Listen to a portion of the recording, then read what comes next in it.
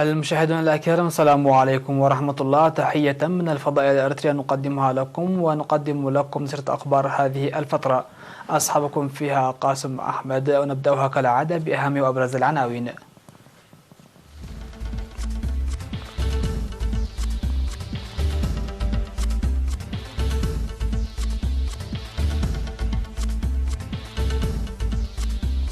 بدء فعاليات احتفالات الاستقلال.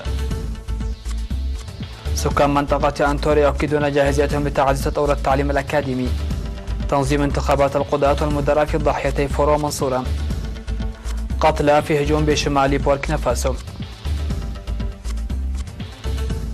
الاتحاد الأوروبي يدعم الاتفاق النووي ويريد تجنب التصعيد بشأن إيران. والأمم المتحدة تجدد إرشاداتها لانبعاثات غازات الاحتباس الحراري.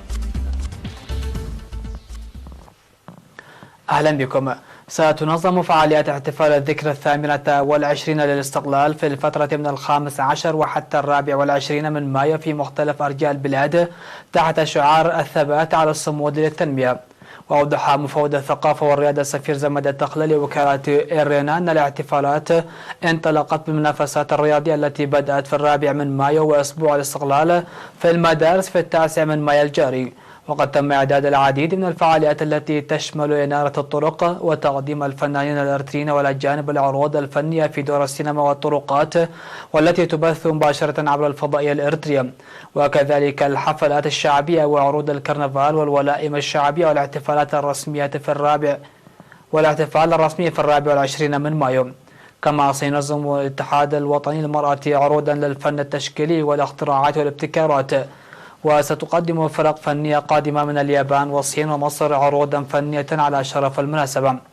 وحول مضمون شعار هذا العام قال سفير زمد الدخل أن الصمود والثبات عليه من القيم التي ترسخت في الشعب الإريتري كثقافة، وهي التي مكنتنا من تخطي الصعاب والوصول إلى مرحلة السلام التي نعيشها. وقد جاء هذا الشعار لعكس هذه الثقافة والتذكير بالنجاحات التي تحققت في مجال التنمية الوطنية. وقال أن الاستقلال جاء في الأساس من خلال تضحيات الجسام التي قدمها الشعب، وتتحقق حفاوة هذا الاحتفال دوما بالمشاركة الشعبية الواسعة، معربا عن ثقته في أن يكون احتفال هذا العام حفلا وطنيا يعكس حضارة وحدة وئام الشعب الإريتري.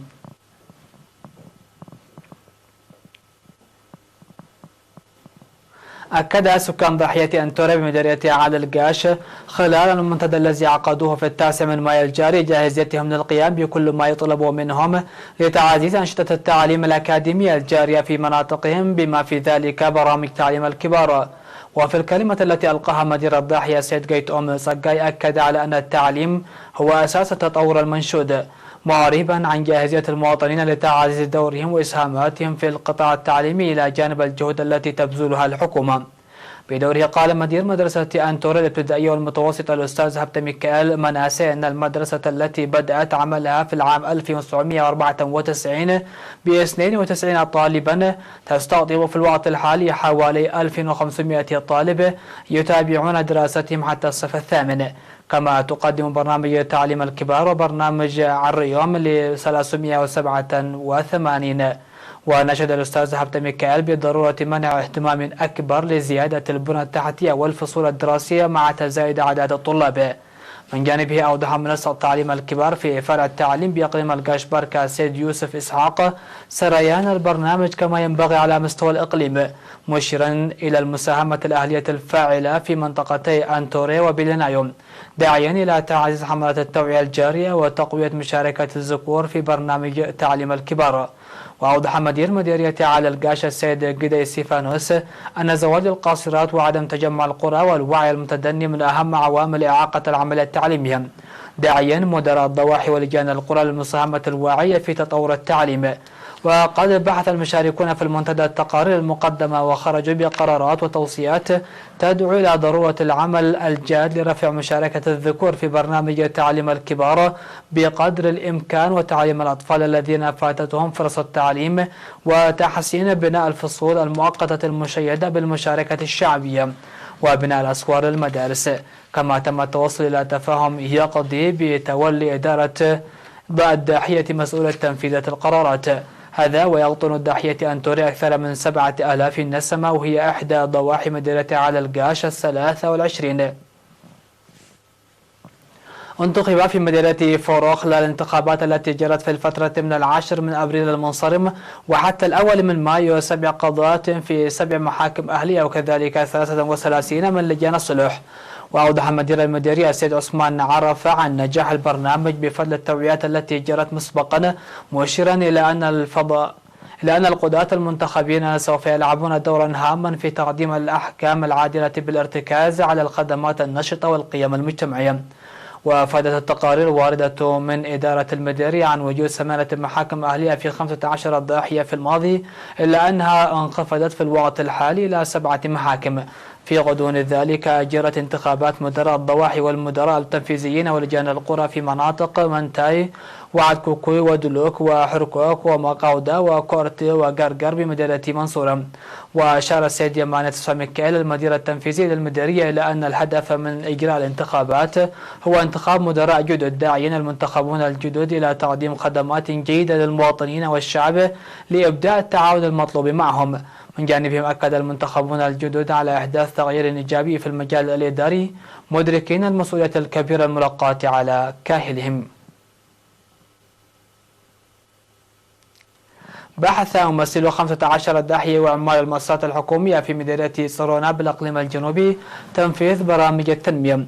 وأوضح مدير المديرية السيد إيوب تساميكال أن مرحلة السلام راهنة لها تحديات مثل الفرص التي خلقتها، داعيا لتعزيز المشاركة الواعية للمجتمع والعمل المنسق للمؤسسات الحكومية. وقال أن جهود تقوية القدرات الأكاديمية والمهنية للشباب تعتبر عماد برامج التنمية، وعلى الشباب الاستفادة الجيدة من الفرص والقيام بدور فعال. وأوصل اجتماع أولياء الأمور لمتابعة أوضاع أبنائهم ومحاربة العادات غير المقبولة. وطالب المشاركون لبناء سدود وحفائر بمنح الأولوية لحل مشكلة مياه ضواحي عونة عندهم وعد حرقز وعد خرن، وكذلك الضواحي امباباربا وقنزبو وفلحو ودقي ليفاي. يقوم طلاب الصف 11 في مدينة الشعب الذين سيتوجهون إلى سوا هذا العام لإكمال الصف 12 ببذل المزيد من الجهود لضمان المنافسة وتحقيق نتائج جيدة. وأوضح الطلاب أن فعالية برامج التنمية الوطنية ترتكز على الكفاءة الوطنية ومبادرات شبابية متفاوتة، مطالبين بضرورة الدفع بأنشطة التوعية. جاء ذلك خلال الزيارة التفقدية التي قاموا بها لبرامج التنمية الجارية لتحسين معيشة المواطنين، وكذا المواقع الأثرية والتاريخية وسد قحتلة وميناء مصوع ومسجد الصحابة وعدوليس ومتحف أقليم شمال البحر الأحمر. كما دعا الطلاب لتنظيم مثل هذه الزيارات التعليمية بشكل مستمر لزيادة معارفهم ورفع كفاءاتهم.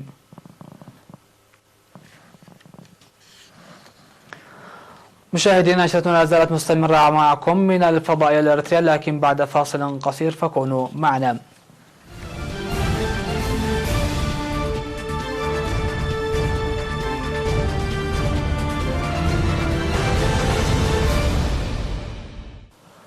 قتل 6 أشخاص في هجوم خلال القداس على كنيسة كاثوليكية في مدينة دابلو في منطقة سانمانينغا في شمال بوركينا فاسو، وفق ما أفادت به مصادر أمنية ومحلية. وقال عثمان زونغو رئيس بلدية دابلو لفرانس بريس أن المسلحين اقتحموا الكنيسة الكاثوليكية خلال القداس وبدأوا بإطلاق النار فيما حاول المصلون الفرار. وأضاف أن المهاجمين تمكنوا من منع بعض المصلين من التحرك وقتلوا 5 أشخاص إضافة إلى الكاهن الذي كان يحيي القداس، مما يرفع عدد القتلى إلى 6. ومن جهة أخرى قدر مصدر أمني عدد المهاجمين بما بين 20 و30 شخصا. وأفاد مصدر أمني آخر لفرانس بريس أن قوات الأمن تلقت بلاغا بما حصل قرابة الساعة 10، وتم إرسال تعزيزات من بارسالوغو التي تبعد 45 كيلومتر جنوب دابلو، حيث بوشرت عمليات التمشيط. هذا ويأتي الهجوم بعد يومين من تحرير القوات الخاصة الفرنسية 4 رهائن في شمال بوركينا فاسو. قالت مسؤولة السياسة الخارجية بالاتحاد الأوروبي فيدريكا موغريني إن الاتحاد يدعم تنفيذ الاتفاق النووي الدولي مع إيران دعما كاملا، ويريد من القوى المتنافسة تجنب أي تصعيد آخر بشأن القضية. وأضافت موغريني للصحفيين قبل أن يجتمع لوزراء خارجية الدول بريطانيا وفرنسا وألمانيا الموقعة على الاتفاق أنهم سيواصلون دعمهم لاتفاق بكل الوسائل وبالإرادة السياسية. وكانت الدول الأوروبية قالت الأسبوع الماضي أنها تريد الحفاظ على الاتفاق النووي الإيراني وترفض إنذارات طهران بعدما قلصت الجمهورية الإسلامية التزاماتها المتعلقة بالبرامج النووي، وهددت باتخاذ خطوات قد تشكل انتهاكا للاتفاق الذي وقعته مع القوى العالمية عام 2015. وجاء تحرك إيران ردا على العقوبات الأمريكية التي فرضتها واشنطن في أعقاب انسحاب الرئيس دونالد ترامب من الاتفاق مع إيران قبل عام. هذا وقال مسؤول بوزارة الخارجية الأمريكية أن الوزير مايك بومبيو سيلقي زيارة موسكو خلال رحلته إلى روسيا، لكنه سيلتقي مع الرئيس فلاديمير بوتين ووزير الخارجية سيرجي لافروف في منتجع سوتشي على البحر الأسود كما هو مقرر.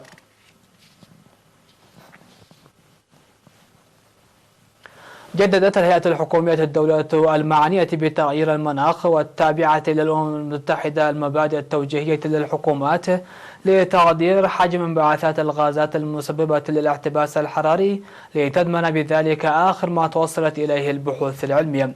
وبموجب اتفاقية باريس للمناخ لعام 2015 تستخدم الحكومات منهجيات مشتركة لقياس كمية انبعاثات غازات الاحتباس الحراري التي تنتجها وأيضا تلك التي أزالتها من الغلاف الجوي.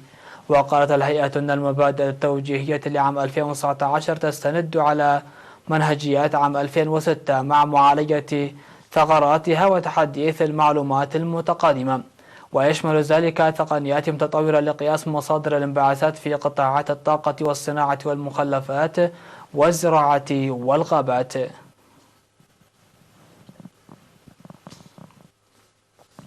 آخر الأخبار في هذه النشرة: في أكبر الاحتفالات الضوئية التي تشهدها جبال الألب في شطرها الإيطالي، أضيئت مدينة بريكسن الإيطالية بأكملها لتتحول إلى معرض مفتوح على السماء. وشارك في الحفل 24 فنانا دوليا قدموا أعمالا تركيبية تتمحور أكثريتها حول الماء والمخلوقات المائية. ويهدف المهرجان إلى تسليط الضوء على أهمية الموارد المائية في جبال الألب، ويمكن القول أنه ينتمي إلى سلسلة من المهرجانات الفنية الأوروبية التي تتميز بنزعتها الأيكولوجية. وجذب المهرجان السياح من أوروبا والعالم ليشاهد هؤلاء مخلوقات بحرية مضاءة هائمة في فضاء بريكسن القريبة من الحدود النمساوية. الجدير بالذكر أن جبال الألب بدأت تشهد تغيرات بيئية خلال العقود الأخيرة بسبب ظاهرة الاحتباس الحراري، مما دفع الحيوانات للصعود إلى المرتفعات بحسب ما قاله العلماء.